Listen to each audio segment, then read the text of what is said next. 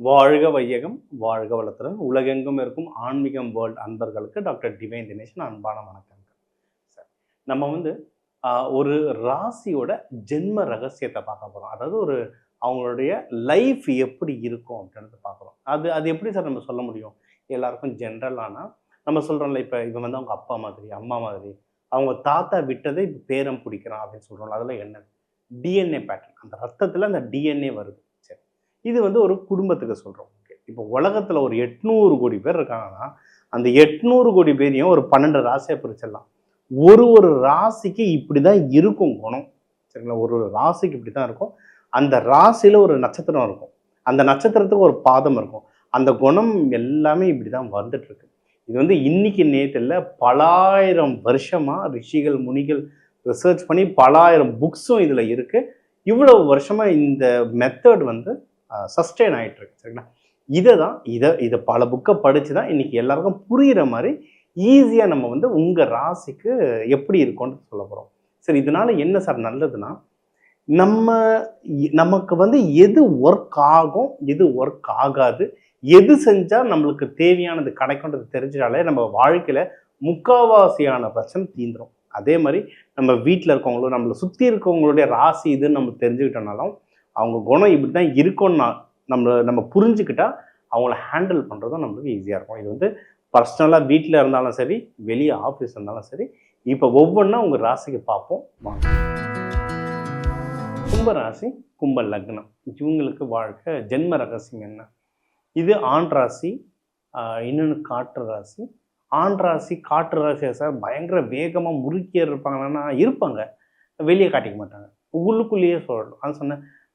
காற்று ராசிலே 3: மிதுனம், துலாம், கும்பம். மிதுனம் ஜாலியாக இருப்பாங்க, துலாமும் ஓரளவுக்கு அப்படியே கொஞ்சம் வேகமாகவும் இருப்பாங்க, ஜாலியாக இருப்பாங்க. கும்பம் வந்து பயங்கர ஆக்ரோஷம் தான், ஆனால் வெளியே காட்டிக்க மாட்டாங்க, உள்ளுக்குள்ளே ஓடும். அவ்வளோ ஆக்ரோஷம் உள்ளுக்குள்ளே ஓடும். அதை ஸ்ட்ரீம்லைன் பண்ணி மெச்சூர்டு வேவாக மேலே வளருவாங்க. கும்பம்னாவே எங்கே இருக்கும்? கும்பம் கோவில் கலசம் தான் கும்பம்.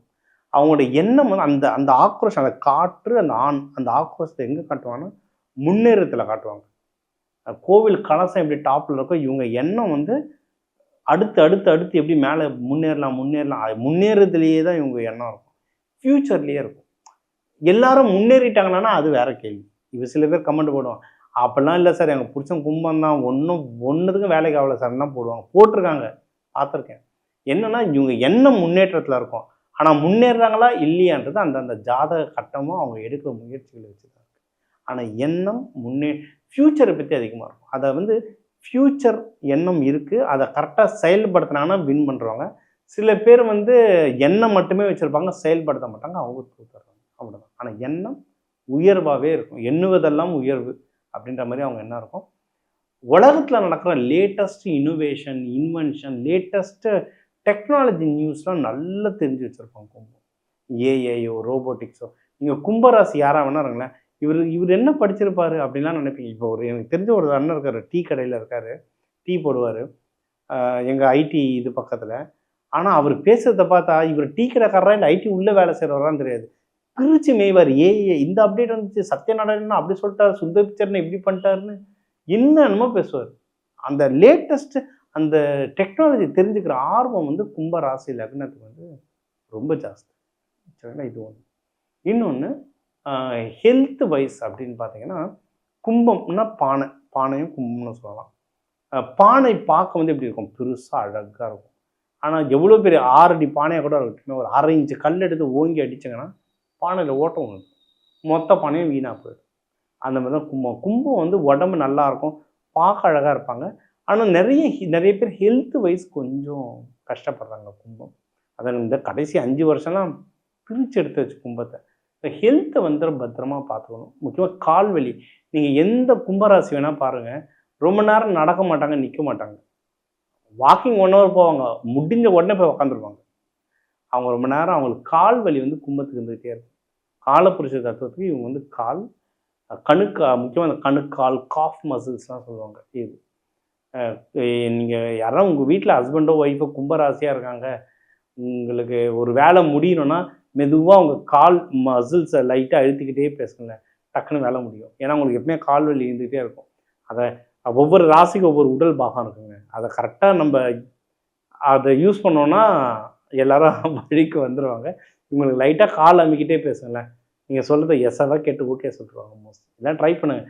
நம்மளாம் நூற்றுக்கணக்கான ஸ்டூடெண்ட்ஸ் இதெல்லாம் ட்ரை பண்ணி ரிசல்ட்டை சொல்லுவாங்க. கேட்குறதுக்கே அவ்வளோ ஜாலியாக இருக்கும் கேட்குறதுக்கு. சரிங்களா? இது ஒன்று. இன்னொன்று, அட்வைஸ் பண்ணுறதுல, கோச்சிங் கொடுக்குறதுல, மற்றவங்கள கைடு பண்ணுறதுல கும்பராசி நம்பர் 1. அவங்க ஒழுங்காக பண்ணுறாங்கன்றது வேறு. அவங்க நிறைய ஒழுங்காக பண்ணுவாங்க. ஆனால் அவங்க முன்னேறது வந்து ரொம்ப கஷ்டப்பட்டு தான் முன்னேறுவாங்க. ஏன்னா சனி பகவான் வீடு, ரொம்ப கஷ்டப்பட்டு முன்னேறுவாங்க. ஆனால் அவங்க சொல்லி, அவங்க அட்வைஸ் பண்ணி அதை கேட்டவங்க எல்லாருமே அவங்கள விட பெருசாக முன்னேறுவாங்க. ஏன்னா அட்வைஸ் கரெக்டாக பண்ணுவாங்க, கரெக்டாக யோசிப்பாங்க. அவங்களுக்கு தெரிஞ்சு ஏமாறதுல கும்பம் ஒன்றுங்க. தெரியாமல் ஏமாறதுக்கு தெரிஞ்சே ஏமாறும். அது நம்பர் 1 கும்பம்.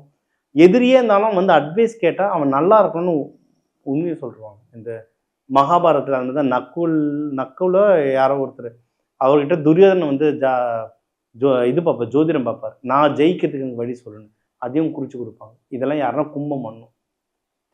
நான் தோக்குறேன்னு தெரிஞ்சாலும் என்கிட்ட ஒருத்தன் கேட்டிருக்கானா அவனுக்காக நான் சொல்கிறேன் அப்படின்னு சொல்லுவாங்க. அதுதான் கும்பம். இது மேரேஜ் லைஃப்னு பார்த்தா இவங்களுக்கு அப்படியே 7ஆம் வீடுன்னா சிம்மம், சூரியன் வீடு. சனிக்கும் சூரியனுக்கும் ஆவாதுன்னுவாங்க. அதனால் ஏன்னா சனி பகவான்றவர் ரொம்ப கோல்டான கிரகம், குளுமையான கிரகம். சூரிய பகவான்றது ஹையஸ்ட் சூடான கிரகம். ஸோ அந்த கிரகத்துக்கு ஒத்துக்காது, அவ்வளோதான். அதனால் இவங்களுக்கு இந்த மேரேஜ் லைஃப் எடுத்து கொஞ்சம் போராட்டம் தான். கும்பமுக்கு எல்லாமே லைஃப்பில் கொஞ்சம் போராட்டம் தான். போராட்டி தான் வருவாங்க. மேரேஜ் லைஃப் எடுத்து கொஞ்சம் போராட்டம். கரெக்டாக ஜாதகம் பார்த்து கல்யாணம் பண்ணிட்டா லைஃப் நல்லாயிருக்கும். கும்பத்துக்கு மட்டும் கரெக்டான லைஃப் பார்ட்னர் அமைஞ்சிடுச்சோ டாப்பில் போயிடும். அதுதான் கோவில் கலசம் மாதிரி டாப்பில் போயிடுவாங்க. தமிழர்கள்னு எடுத்திங்கன்னா தமிழ்நாட்டில் ஒரு 10 கோடி பேர் இருக்காங்க. வெளிநாட்டில் ஒரு 2 கோடி பேருக்கு மேலே இருப்பாங்க தமிழர்கள். ஒரு 12 கோடி பேர். நீங்கள் ஒரு ராசி லக்னம் எடுத்திங்கன்னா ஒவ்வொரு ராசி லக்னத்துக்கும் ஒரு 2 கோடி பேராவது இருப்பாங்க. இது எல்லாருக்குமே பொதுவான பலன்களாக சொல்லியிருக்கு. இதுதான் அடித்தளம். இது பொதுவான பலன். இது வந்து நீங்கள் வேறு ராசி, லக்னம், நட்சத்திரம், உங்களுடைய கிரகம், இந்த அமைப்பு வச்சு நிறைய விஷயம் மாறும். அதாவது வாழ்க்கையில் மனுஷனுக்கு 2 வித்தியாசமாக இருக்கும். ஒன்று கைரேகை. 800 கோடி பேர் இந்த உலகத்தில் இருக்காங்க. 800 கோடி பேருக்கும் வேறு வேறு கைரேகை. அதேமாரி ஜாதகம் 800 கோடி பேருக்கும் வேறு வேறு ஜாதகம். இப்போ கொடுத்துருக்கிறது பேஸ் லைன். இது உங்களுடைய ஜாதக கட்டத்தை வச்சு நிறைய விஷயங்கள் மாறும். சரிங்களா? ஸோ இதை தாண்டி உங்களுக்கு இல்லை சார் நீங்கள் சொன்னது எனக்கு நிறைய விஷயம் இதுவே மேட்ச் ஆச்சு, இதை விட எனக்கு ஒரு முக்கியமான நான் ஒரு ப்ரமோஷனுக்கு வெயிட் பண்ணுறேன், நான் ஒரு கல்யாணத்துக்கு வெயிட் பண்ணுறேன், நான் வந்து இப்போ லவ்வுக்கு வெயிட் பண்ணுறேன், இல்லை ஒரு பிஸ்னஸ் ஸ்டார்ட் பண்ண போகிறேன், முக்கியமான டிசிஷன் எடுக்கணும், நான் என்ன பண்ணுறதுன்னு உங்களுக்கு சந்தேகம் வருதுன்னா நீங்கள் வந்து நம்ம என் நம்பர் இதில் இருக்குது, கால் பண்ணிட்டு ஜாதகம் கொடுங்க, கன்சல்டிங் எடுத்துக்கோங்க, டீட்டெயில்டாக சொல்கிறேன். பரிகாரங்கள் பரிகாரங்களில் நிறைய வகை இருக்குது. நம்ம பரிகாரங்கள் பற்றி நிறைய இன்டர்வியூ நம்ம இதில் போடலாம் சீக்கிரம். பட் அதுக்கு முன்னாடி தெய்வ வழிபாடு, எந்த தெய்வ வழிபாடு, இப்போ சிவன்லேயே 1008 ரூபம் இருக்குது. 1008 அதில் 1 பைரவர். அந்த பைரவர்லேயே 64 ரூபம் இருக்குது. அந்த மாதிரி எதுக்கு இத்தனை ரூபம்? கடவுள் ஒன்று, அப்புறம் ஏன் இத்தனை ரூபம்? ஒரு தேவைக்கு ஏற்ற மாதிரி ஒரு ரூபங்கள் இருக்குது. அது எந்த ரூபத்தை எப்படி வழிபாடு பண்ணணும்? இல்லை நான் கோவிலுக்கே போக முடியாது, நான் வீட்டில் தான் இருக்கேன், நான் வீட்டில் இருந்து எப்படி பண்ணுறது? ஹோம் ரெமெடிஸ்ன்னு சொல்லுவோம். வீட்டில் இருந்து வாழ்வியல் பரிகாரங்கள்லாம் இருக்குது. ஒன்றும் இல்லை, கிச்சனில் இருக்கிற தானியங்களை வச்சா மேஜிக் பண்ணலாம். இந்த மாதிரி விஷயங்கள் இருக்குது. வேணுன்றவங்க தாராளமாக கால் பண்ணுங்கள். என்னால் என்ன முடியுமோ அந்த நல்ல விஷயங்கள் சொல்கிறேன். கேட்டு யூஸ் பண்ணி வாழ்க்கையில் முன்னேற டாக்டர் டிவைன் தினேசன் வாழ்த்துக்கள். வாழ்க வளர்ப்பு.